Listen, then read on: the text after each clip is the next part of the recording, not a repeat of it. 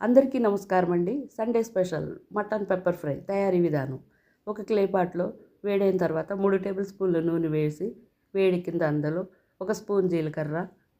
వేసి కొద్దిగా వేగిన తర్వాత 1.5 ఇంచుల అల్లం, ఒక 10 వెల్లుల్లి రేకల్ని సన్నగా తరిగినవి వేసి బాగా వేగిన తర్వాత ఒక అర కేజీ మటన్ శుభ్రంగా కడిగి పసుపు ఉప్పు వేసి 5 విజిల్స్ వచ్చిన తర్వాత దించి చల్లారిన దాన్ని